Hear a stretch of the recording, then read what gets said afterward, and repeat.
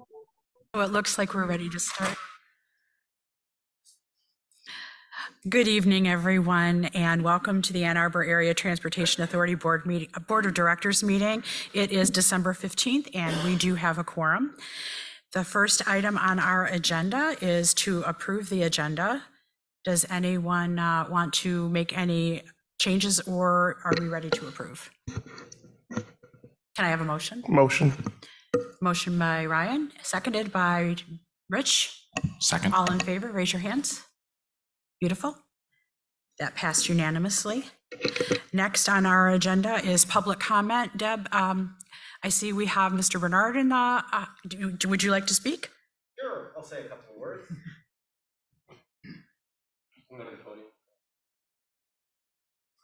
Hi, everybody.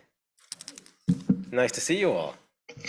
Thank you for all the fantastic work that you do. I'm Jack Bernard, and I'm a former member of the AAA TA board, and I'm excited to be here tonight to celebrate the service of Eric, who is the model in my mind of the citizen steward, the person who steps up when he doesn't necessarily want to step up to assume responsibility for his fellow citizens. When I was on the board, Charles Griffiths was the board chair when I first joined, and he had decided he was going to step down. And in order to avoid assuming more responsibility on the board, I volunteered to be a part of the selection committee for the next slate of officers on the board. I figured that was the sure way not to be one of them. And I can remember reaching out to Eric to ask him to serve in an officer position. And he said, I don't know. I mean, I think there are probably other people. And we said, no, we think there are not other people. We think you're the right person to lead the board. And he was reluctant. He wasn't seeking power or control or leadership, but he was willing to step up at a time when we really needed him. And he took the board chair role and didn't just sit back, but actually he helped grow the effectiveness of the board. He helped us migrate to the policy governance model, which was very complicated, lots of meetings, lots of books, I still have them. And he helped us navigate a successful millage, one that was something like over 70% support, which was really fantastic, and then helped to steward us through the difficult times of the pandemic. And when I realized that he was going to be stepping down and learned that he was going to be, leaving the board, I thought it was incumbent upon me to just acknowledge this wonderful service, this model for all citizens in our community to come forward and do your part. I can remember when I was speaking with members of the public about the millage and people saying to me, it's so sad that you all get paid anything to do this work. And I remember saying to the person, we don't get paid to do this work. We are volunteers in doing this work. And there's no glory in it. I can't say that people walk down the street and pat you on the back and say, very nice job. I imagine if I told you they were burning you in effigy somewhere, you might actually believe me.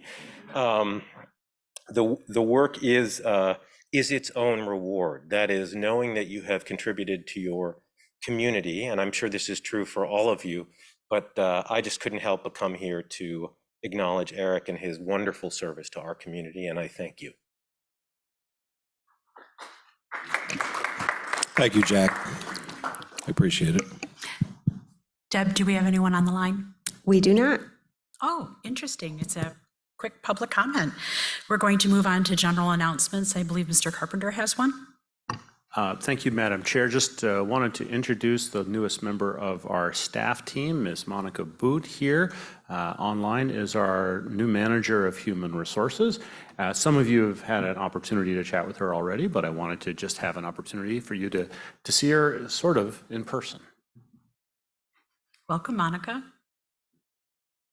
Was that everything? That's all. All right, then. So we're going to move on to the next general announcement, which all of you have already received my email, but we're going to do this for the public. Our fellow board member, Eric Mahler, who Jack has so rightly talked about in the beginning, has served on this board for over 9.5 years, 7 of them as our chair. And he submitted his intent to retire, his appointment effective 12/31/2022. And while we may have a sadness about his departure from the board, I want us to celebrate his contributions during his tenure, contributions that to me are the foundation to the future of the ride that we all serve. So I'm going to just give you a short little laundry list. I don't want to embarrass you too much, but during your time as chairman and CGO, which by the way, should be noticed, you were the longest serving chairman in the history of the ride. Your contributions of major advancements included policy governance in 2017, helping to steer the ride to financial health. You also helped implement an entirely new approach to board involvement in labor negotiations in 2021 and 2022. You held important regional discussions that helped maintain our autonomy. You helped steer the board and the agency through the COVID-19 epidemic. You helped update our bylaws in 2021 and spearheaded that. You helped in recruit and onboard almost all of our current members. You appointed, or you were instrumental in the approval of the ride's first long-range plan, and you were instrumental in winning the significant millage that we won in 2022. So I appreciate you and applaud you, and I would like to open it up to my fellow board members and to the CEO for any further comments.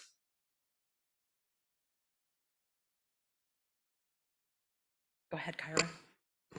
I can't replicate already what Jack and Kathleen have said. Those are good lists of high points. I'll just say personally that Eric was the first person I met before I decided to join the ride, and was instrumental in me taking this as my first board position that I ever held, and kind of held my hand through the process of getting comfortable with policy governance and then taking on some more leadership roles within the board, including serving on almost every task force committee since I started. But without Eric's model, as Jack mentioned, and leadership, I probably would have not sought out this position or learned so much from it. And it's been a pleasure to serve on the board with you, and I'll miss you a lot. Jesse? Like Kyra, this is my first board appointment, and you were always there to answer my questions and give guidance when I had questions. I think particularly I remember how impactful your leadership was in the wake of the George Floyd killing. I remember sending you an email about some concerns I had about our own policy, and the passion with which you responded really, it was just so encouraging. And the statement that we issued during that period, I think was just so indicative of how much you care about this work. And I was very thankful for your leadership while you were here, and I'm definitely going to miss you. Ryan? Thank you. Eric, this was kind of an unexpected moment for me to hear of your pending retirement, but I wanted to say that you have been hugely influential on me, inspiring to me just to see you in the role and how you have run the show. I mean, I think you have done your job admirably. The first time we met, I can remember it was at the Macaroni Grill, and I was going for a meeting with Matt, and you were there, and I was nervous because we were going to discuss what my role was going to be and how I was going to just take on assignments within our board here. So over time, you have always been there to kind of offer me support and also encouragement as we've gone through some of the more difficult topics that we've discussed. And I always remember that I always felt I could reach out to you, have a very real conversation with you about what's going on. And you've always been there to let cooler heads prevail when we've had a number of tug of wars here. That said, I wish you well in everything else that you do. This is richly deserved, and I hope that you spend some of your Thursdays just kicking back and enjoying. But if you ever want an opinion, we have an open mic, and we will always welcome you back. So thank you for everything you've done for us, and yeah, thank you. I wish you well. Matt? So as you may be aware, the CEO and the chair spend a lot of time together. And so Eric and I have had a lot of opportunity to get to know each other. And I've appreciated him not throttling me on numerous occasions, because I'm sure I've gotten under his last nerve many a time. Lots of good conversations, lots of one-on-ones, lots of quick conversations about difficult subjects. And I think 9 times out of 10, we're pretty close to being on the same wavelength most of the time, which made things a lot easier to do. I remember Jack Bernard's call when he was on that selection committee, and I was very new here myself, but I could already kind of sense, I think we could use maybe a different direction than how we've been going. And he called me. I happened to be at my in-laws in Cincinnati, and just wanted to pick my brain about an idea he had about who might, be the next chair. And it was a little awkward because this guy hadn't served as chair of any of the committees yet, but he wanted to know what I thought about Eric. I hadn't gotten to know Eric very well at that point either. We just hadn't worked together, but I already kind of sensed he kind of wanted to go in a different direction with the board as well. And so I let Jack know, I can work with anyone, but I think I'd like to work with Eric. I think that would be a good mixture. And so I'm happy to say several years later, I still feel that way. I like to learn stuff wherever I go, and I have learned a lot from Eric. And I've really appreciated your patience, your support, and your camaraderie. So thank you. And please don't be a stranger.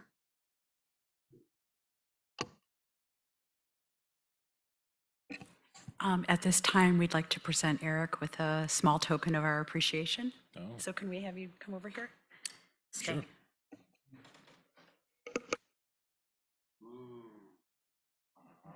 Ooh.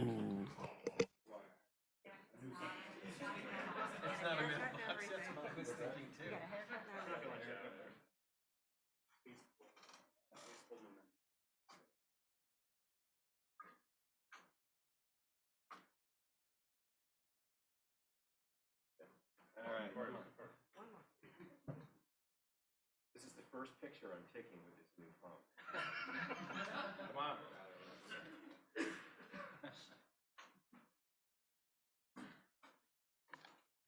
Well,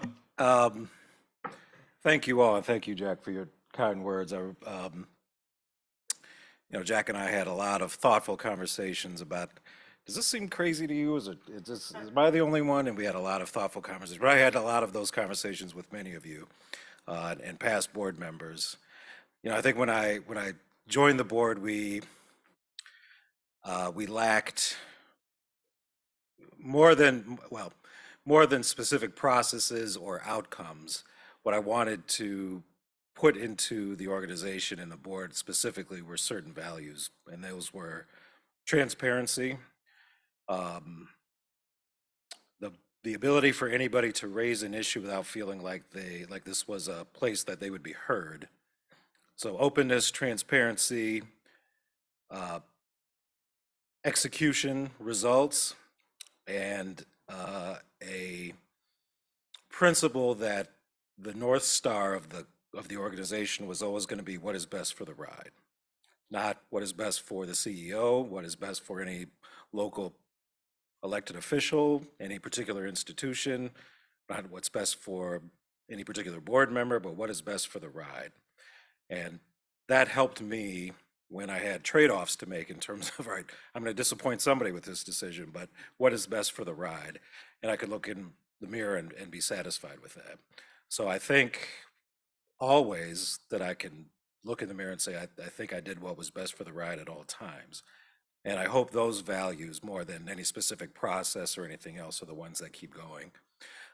Like Matt, I learned a lot from him and everybody else here, and a lot of past board members, things that I'll take with me about the need for not just driving forward like, yep, we got a decision, let's go, including more stakeholders, including a broader community, including not just our own kind of provincial interest, but a broader statewide and regional interest at the same time.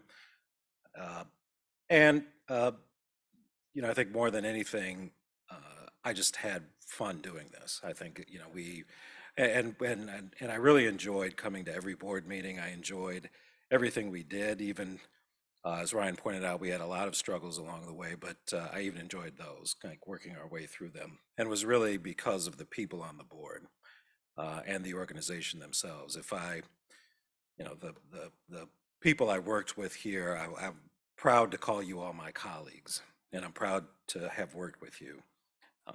And I'm proud of what we did together. I mean, this board and this organization has a lot of power. We have a lot of influence. We have a lot of support, and it would be a waste. It would be just as big an abuse of power to not use that as it would to overreach. Not using that influence and that power would be just as big an abuse. So keep going the way you're going. I will absolutely keep monitoring you, and I will send you emails if you if I think it's it's appropriate. And I mean, look, I have no doubt that the future of this organization is in great hands with this group. When I first got here, our financial footing was a little unclear. We had a lack of clarification and transparency in terms of what was the future of the operations, what was our vision for the future. We had this kind of board within a board where, I would show up and it would, somebody would say, well, we decided, and I thought, we who? I wasn't there. What happened?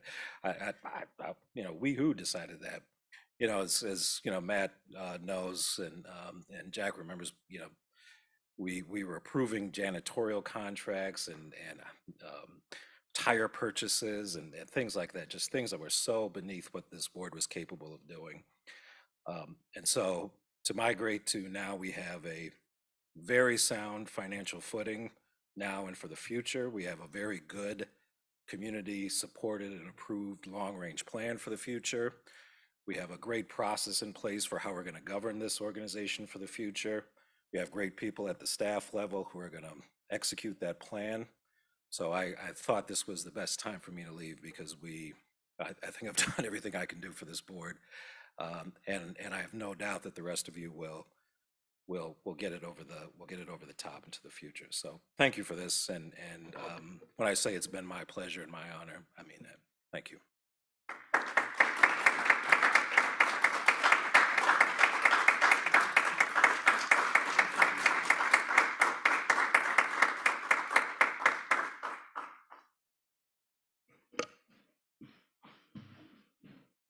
Well, we have to move on now. Can we go party? No.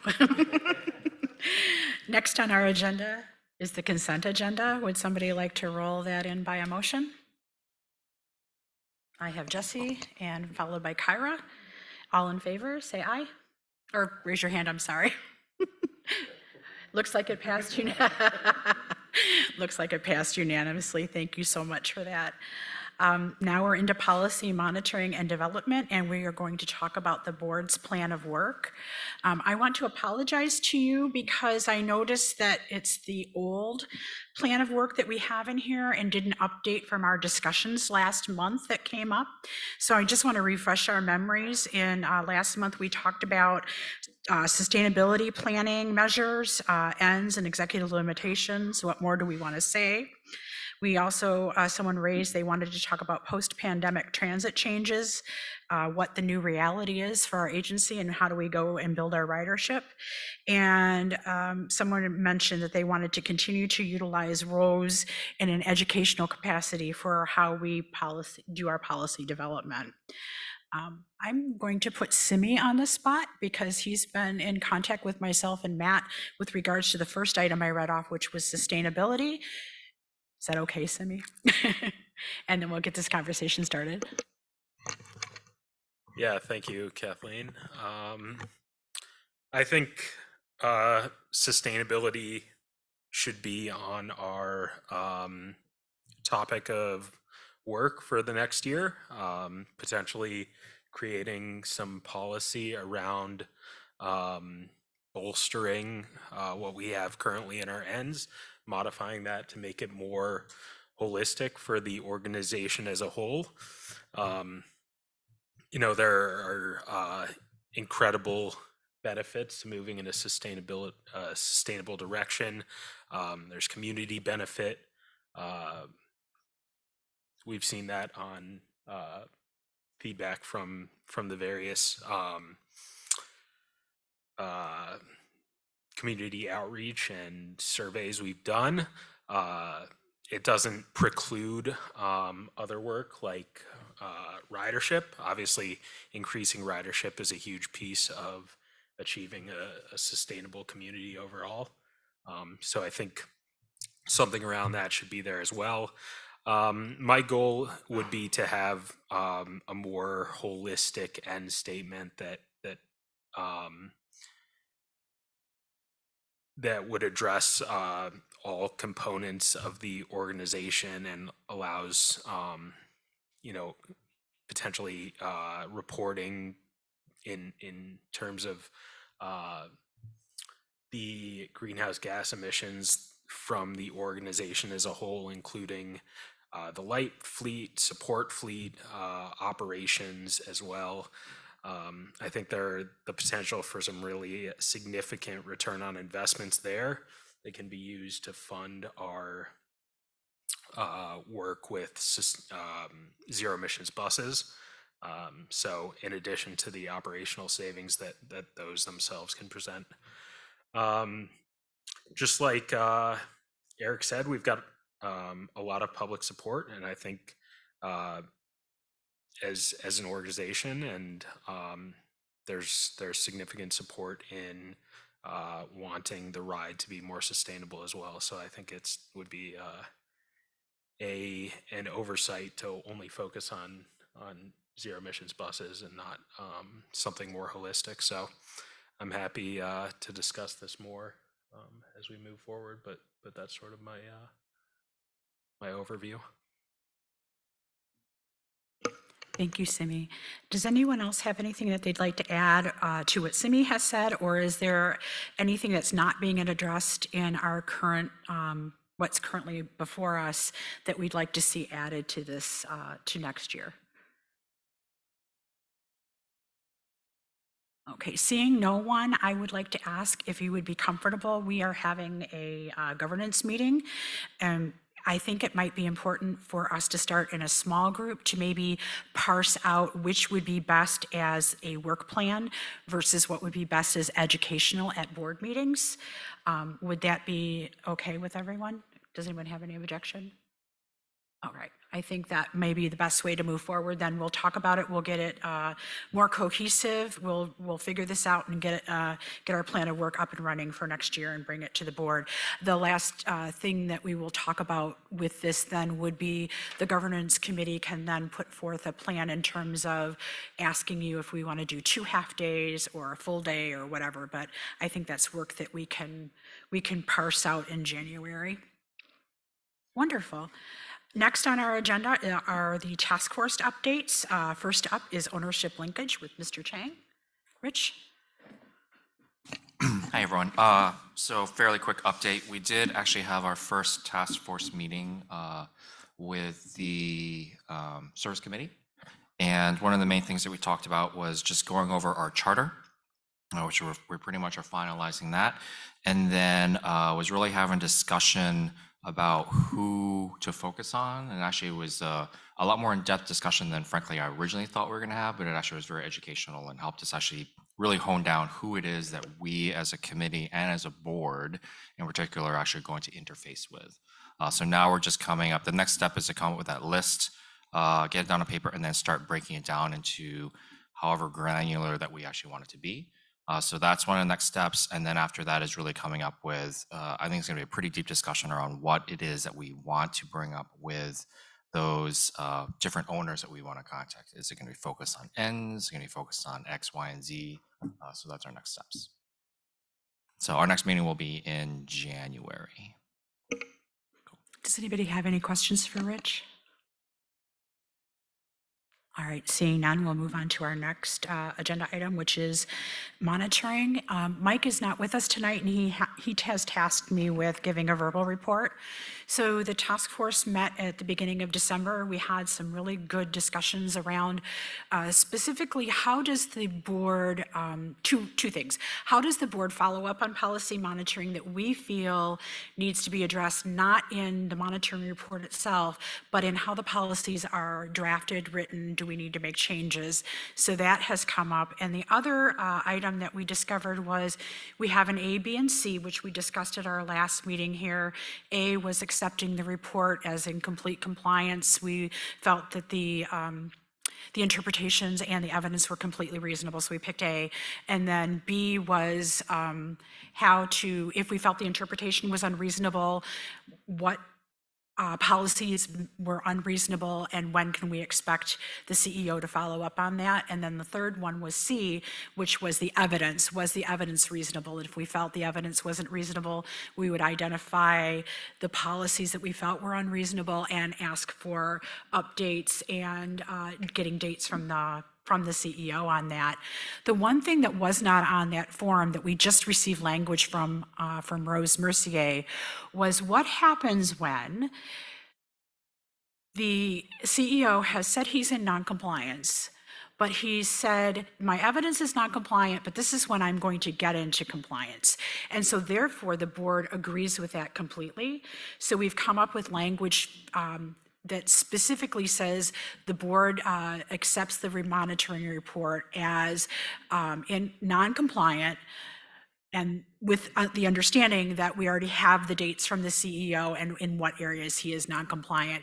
And I think that that will help clear up because there seemed to be no point in having us fill out that C for evidence and saying, oh, he was not compliant, so we need to find a date when he's already provided all of that. So it's a way to sort of encapsulate and make the structure just a little bit better.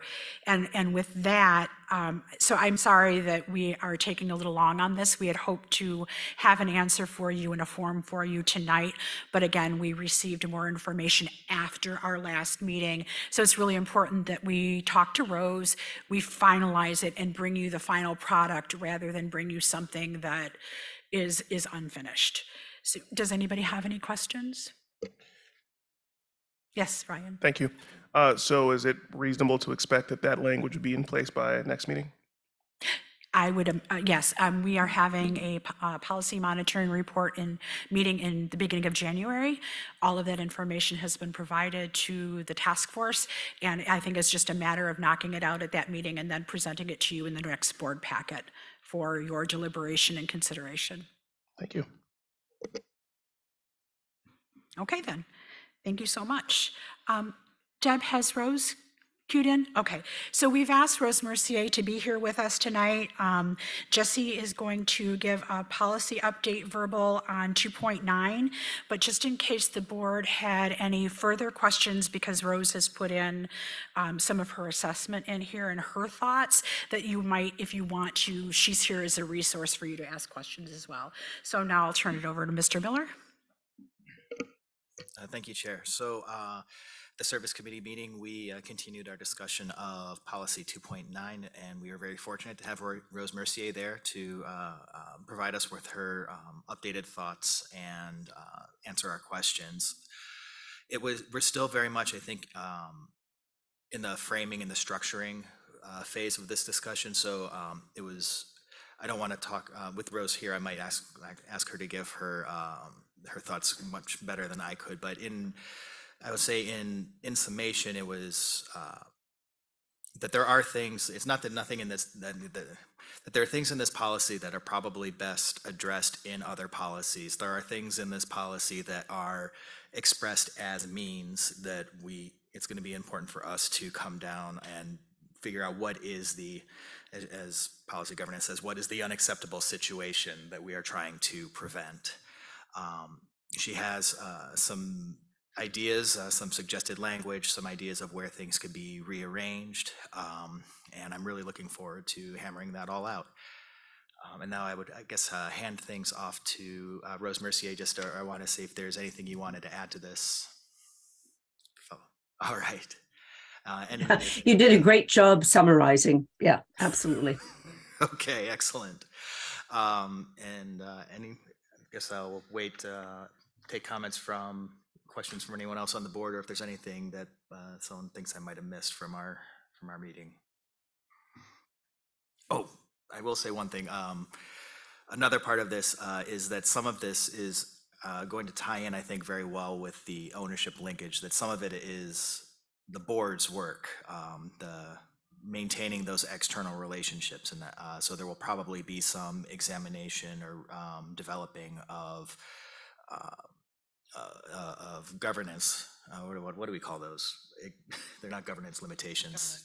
Governance process to kind of to complement, to help to really clearly state what is the responsibility of staff and what is the responsibility of the board.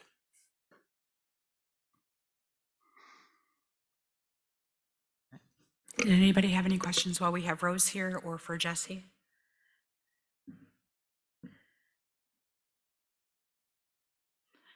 Go ahead, Matt. Thank you. This is a question, for Jesse and for Rose and for any members of the board, really. And if you might join me on page 24, that's where the question is. Rose has suggested, as Jesse said, sort of moving away from what might be considered prescriptions on how staff are to do work to identifying the unacceptable outcomes that are being prohibited in an executive limitation. And in the policy, as it was originally drafted, it reads, the CEO shall not operate without creating collaborative strategic relationships with external stakeholders. And I have struggled to come up with a good interpretation of that over the years. And Rose has given us an interesting alternative on page 24 under a newly worded alternative to this. It's 2761. The CEO shall not allow relationships with stakeholders to be inconsistent with productive cooperation necessary to achievement of the ends.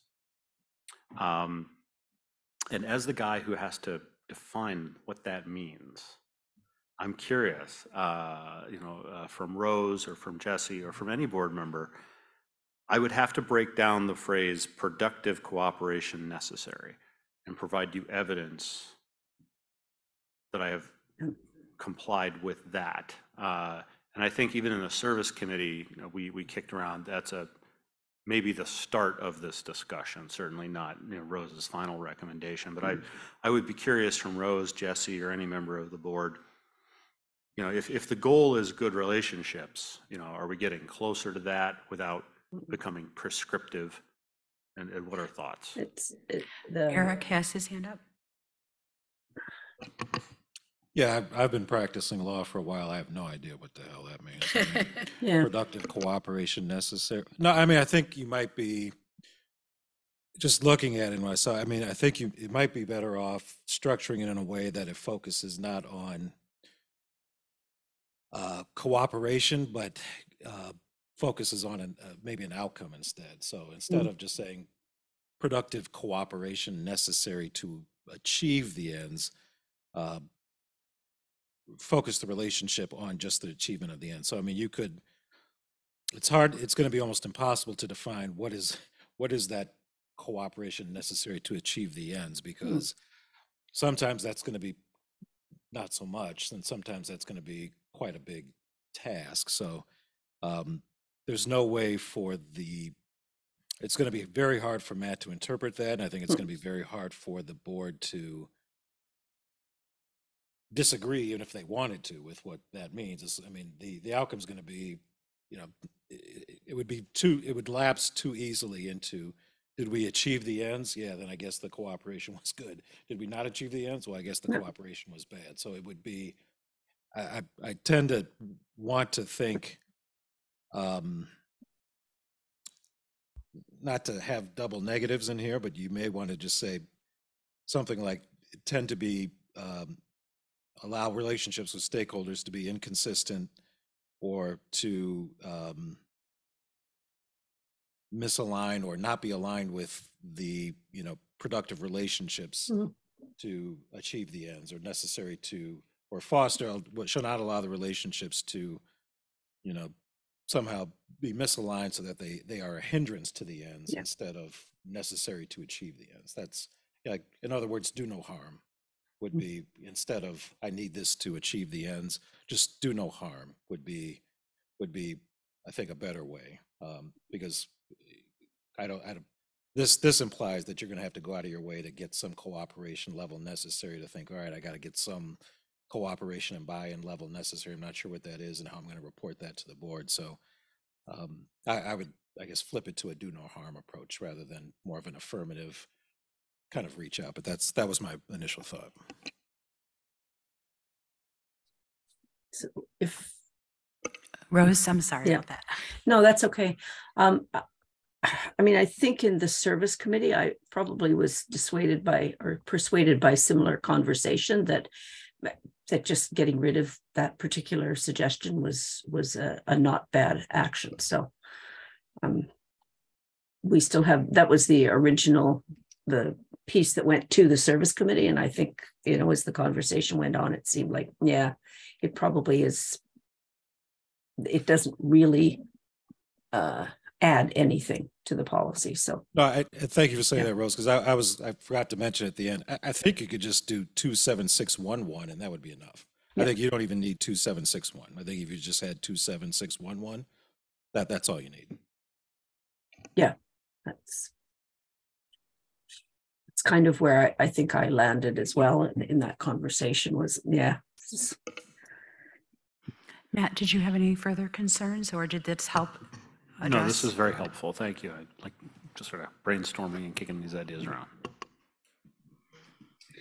Wonderful. Does anyone have any other discussion or surrounding this policy? All right, Jesse, we look forward to next month and hearing more.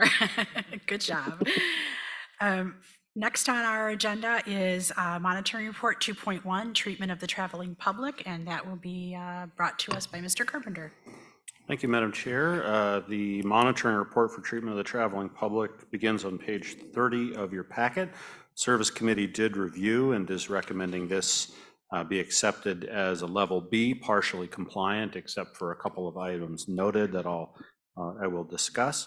You can see, starting on page 31, our very helpful stoplight, red, green, amber approach. Thank you, Rosa. There are two areas here that we're identifying as partially compliant. That's 211 and 213.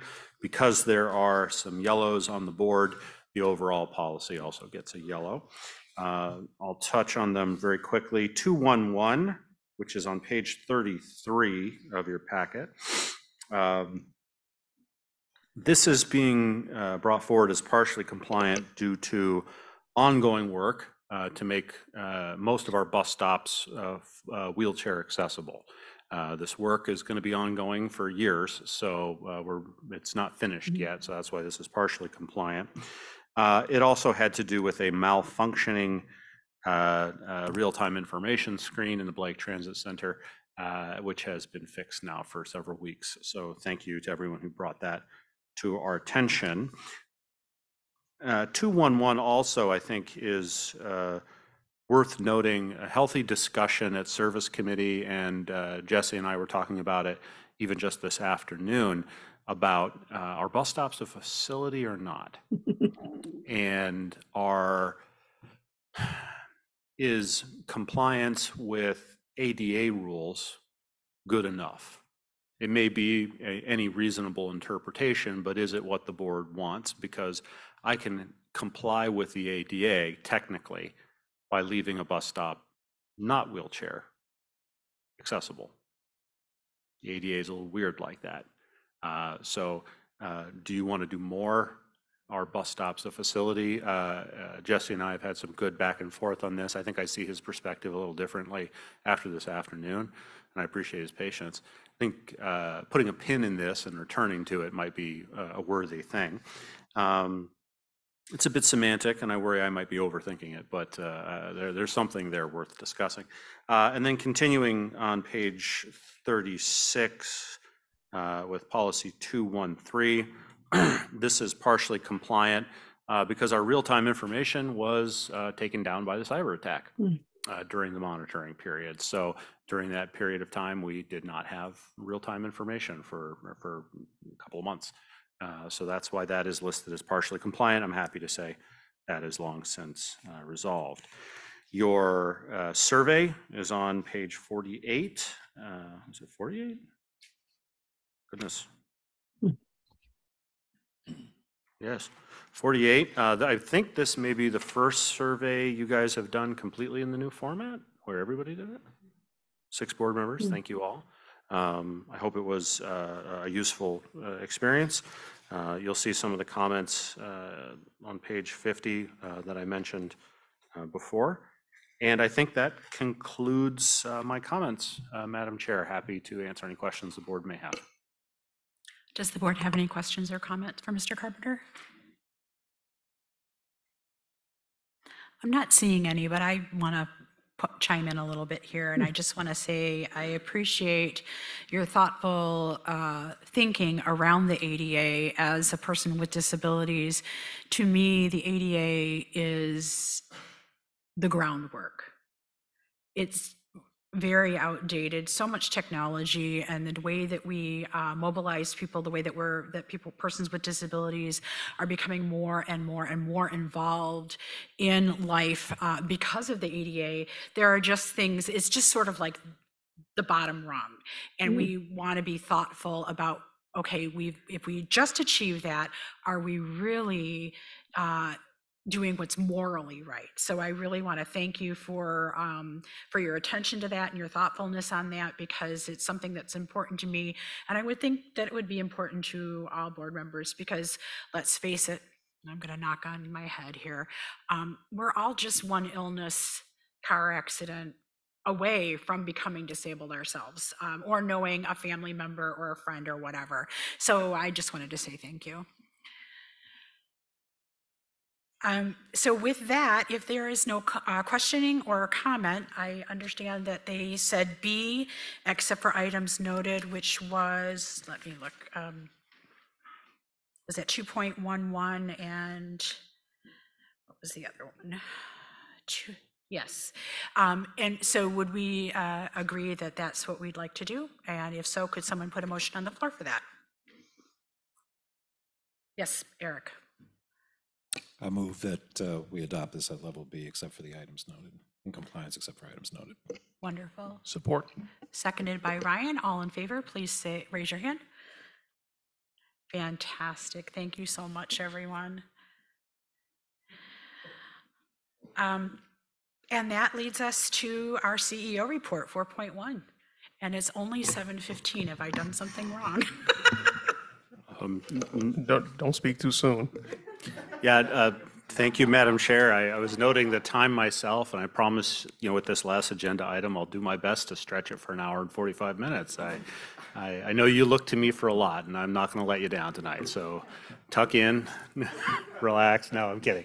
I'm not going to be the one to keep you home on a cold, keep you here on a cold night. So the CEO report is in your packet. There's a lot of important things in here. A couple of notes I'd like to make. First of all, we have received some feedback from the Federal Transit Administration. You may recall that every 3 years they conduct, I won't call it an audit, but a review of our compliance with federal law. This encompasses the ADA and a wide variety of other federal laws, Civil Rights Act of 1964, Title VI, environmental justice. Just there's a long, long list. And our Deputy CEO of Finance and Administration, TheRide, has been shepherding that process. You may recall, I think it would have been August, perhaps, we let you know that they had gotten back to us on the review they did earlier this year. We had a couple of findings, which is not abnormal. And Dina we've heard some good things from the FDA recently, and Dina can give you an update on the process. Dina. Thank you, Matt. So yes, I'll just remind you, this is a very, very long process. It starts early in the year, started back early before March. We had to submit documents to the FDA by March, and then there was what they used to call an on-site review, which is handled virtually now, which takes about 2 weeks, and we did that over the summer. And as Matt mentioned, the result of that was a draft report and then a final report, which was sent to the board and to AAATA staff on September 1st. From that, we had several corrective actions that they noted in the report. We completed all of the corrective actions on time. We sent most of them in early. We kind of sent them as we went along, and they were due by November 29th of 2022. They were all completed on time. This week, we were happy to hear that a majority of our corrective actions have been accepted and closed by the FDA. There are 3 outstanding still, and that's only because they have to be reviewed by the civil rights officer, and that they have to close those out. So they are being reviewed for final review, just a handful of those. And we'll let you know how that goes, but we do expect, we haven't heard anything in negative, and we do expect that they'll be closed out as well. So I just want to report that we're moving along. We've done everything we're supposed to do. And we don't have anything so far that we would expect to have to report on in the future. So we'd be looking towards the next triennial review in 3 years. So it's good news. Thank you, Dina. Yes, it's always nice to have the feds say, yes, you've checked the boxes. It's an important part of what we do. The other update I want to give you is on the propulsion item, and I agree with some things some of you have said. Zero emission buses aren't enough, but I do think they are the place to start, seeing as how they are probably the vast majority of our emissions. So that's why we're working on this. Just a few updates here. Last month, I think during even maybe while the board meeting was held, we were in the middle of a public engagement process. It was after our retreat with you, where we had introduced the material on alternative propulsion, zero emission propulsion. We then went out to the public with a very intentional attempt to say, we're not required to seek public input on this kind of very technical internal decision. But we want to make sure the community feels engaged, feels a sense of ownership. We know that's very important here. So we wanted to open up our processes a little bit more. So we held this non-required public engagement process. We had one public meeting, one virtual public meeting. We had comments being taken online and other means. We had a very good participation from the public. The virtual meeting was particularly lively and apparently well received. All of the comments that we received are now on our website. We have a What We Heard memo, if you care to look on that. We got the kind of feedback we were asking for. We were asking people, do you have any sense on these technologies that we're bandying about? What are your thoughts after looking at the report? Do you have any thoughts about the trade-offs involved here? Because there are costs, and we only have so much money, and there may be things we can't do if we do this. What are your thoughts on that? We got really good feedback, albeit a bit of a variety. We had a lot of people, I think, with very strong ambitions about one technology or the other. And you can tell from those comments online that people did their homework. If they didn't read the entire report, they at least read part of it or watched some of the video synopses that we had provided. And that made me feel quite good, because one of the most important parts of this commissioning this report was to establish a sort of baseline of facts in the community of this is the state of the technology and the pros and cons of our various options. And based on the feedback, I think we did that. I think that was successful. People apparently looked at this. I didn't hear anything in those comments about, just that was completely divorced from the material in the report.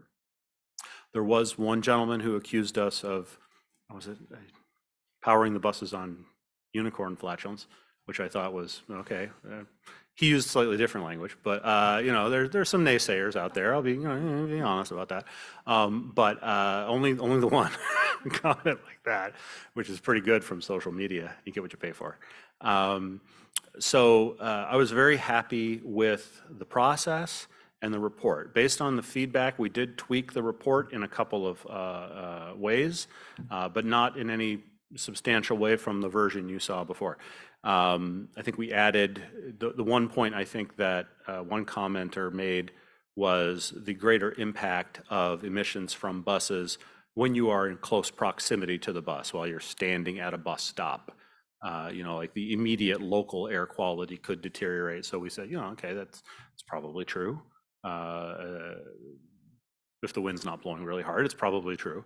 And it's probably true in a more general sense. We wanted to acknowledge that. So some statistics were found about the actual impact of that and added to the report. It's hard to tell how significant that impact is, but we wanted to make sure we updated the report based on that feedback. So with that, we closed the comment period at the end of November, around just after Thanksgiving. Been working back and forth with the consultant. I'm happy to let you know that we've kind of begun to close that part of this effort, the end of the beginning, if you will. So that report was only ever intended to take us into the sort of the desk exercise research phase. I think we've completed that. We've caught up to industry knowledge based on this report. So yesterday, after going back and forth with some revisions with the consultant, I accepted a final draft of this report, and that deliverable is done. This first scope of work is completed. So we have our background facts sort of established.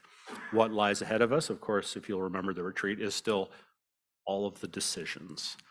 So the heavy lifting is still ahead of us. I want to give you just a preview of the thinking of those steps. I have promised to come back to you in February with a recommendation, and I am still moving in that direction. One of the things that's really become apparent to me during the public comment process and discussions with some of our local partners is the importance of working, especially with the city of city of Ann Arbor. I was reading some newspapers today from my last job, sorry. City of Ann Arbor's zoning and fire departments. Whatever we do, whichever technology we pick, will have substantial effects on our building. Fire risks will increase significantly, and we need to talk to the fire department about how they would deal with that. Could they deal with that?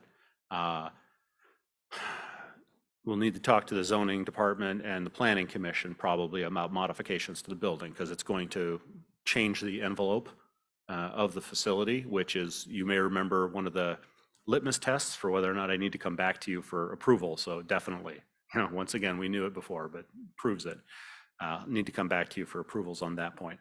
I'm getting somewhat mixed messages about how long those discussions might take. So I have worked with Missy Stultz at the city sustainability office, and she's helping me get some of these meetings set up in January. But it's already becoming apparent to me that it would be a Herculean effort to get a fully prepared cost estimate with all things considered to you by February. If I'm just meeting with some of these folks in January and the fire department says, well, we need a couple of months to figure this out, right there, our timeline for hitting the grant window in 2023 is probably not viable.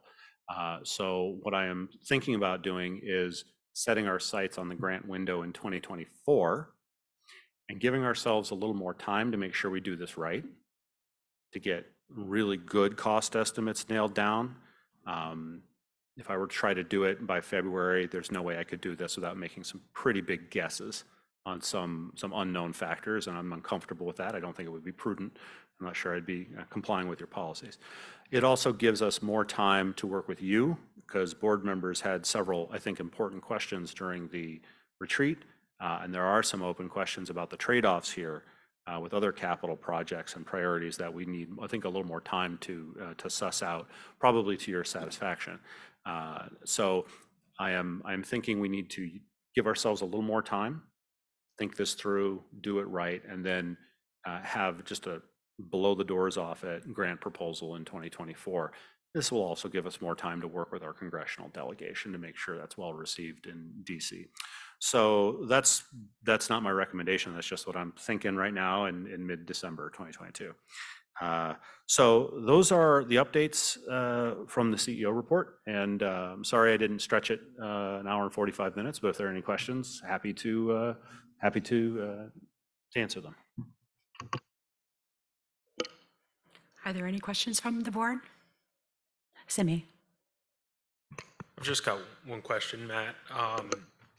Around, has there been consideration of a smaller grant proposal in the short term to go for this first cycle? You know, just for an example, if it was just starting with one zero emissions bus, whether hydrogen or battery electric, say battery electric, it has, you know, to put one charger in the building has far smaller overall effects on building envelope and all that sort of thing. So what's your thought on a smaller immediate, or to try to submit a smaller immediate grant this fiscal year, and then sort of a larger one? I can see pros and cons, so just trying to understand your thoughts and see if that's crossed your mind. You know, honestly, my thinking has been focused almost entirely on sort of the bigger picture, entire fleet conversion, based on the assumption that I want to go down the best available path and not have to, oops, we're 5 years into it and back out, got a lot of throwaway costs and start over. I actually had not considered doing a smaller grant application up front. Part of the challenge we have, and I alluded to this in the retreat, in order to be eligible for these grant funds, I need you as a board to approve a transition plan that is how you expect as the board to transition the entire fleet. So without that plan, we would not be eligible for the grant, even a small one, unfortunately. And I don't see how I can give you that transition plan. But let me think about that. I don't know that the transition plan would have to have the full bore cost estimate. If you might leave that with me, that's an interesting idea. I'd like to explore that with my staff. Any other questions or comments from the board? All right, we'll close out the CEO report and move on to, are there any emergent items? Hearing none, we'll move on to our closing item. Mr. Carpenter, you have an action item recap here for 6.1. Thank you, Madam Chair. This is a good housekeeping item. We're adding to all of the agendas, committees, and board just to make sure before we leave that we're all on the same page about what we've all agreed to do. And I'll ask Ms. Holt to help me out here, and all of you just to make sure as we leave that we've caught everything. Thank you for approving the safety plan. I believe tomorrow staff will be submitting that to the Federal Transit Administration. It's due by the end of the year, so we'll be happy to get that in. The work plan governance committee is going to take the suggestions that have been heard this evening, and thank you, Madam Chair, for catching that it was an outdated version. My apologies for that. We'll bring that forward into the governance packet for discussion about how best to dispatch those issues. Rich has got the ownership task force. Did you say they were meeting at a particular time, or is that still to be determined? Monitoring's got some more work to do there. Service Committee is working on 2.9. You accepted 2.1, and I don't think anything came out of the CO report. So that's what I've got. Thank you. All right, sounds good. We're going to move on to 6.1 topics for next meeting. We'll be discussing the ends. We will also be discussing CEO evaluation and its process. It is that time again. 2.0 global executive limitation will be on our agenda, as well as it is that time of year again for everyone to sign their annual board disclosure statement. Did I miss anything? Does staff have anything that needs to be added?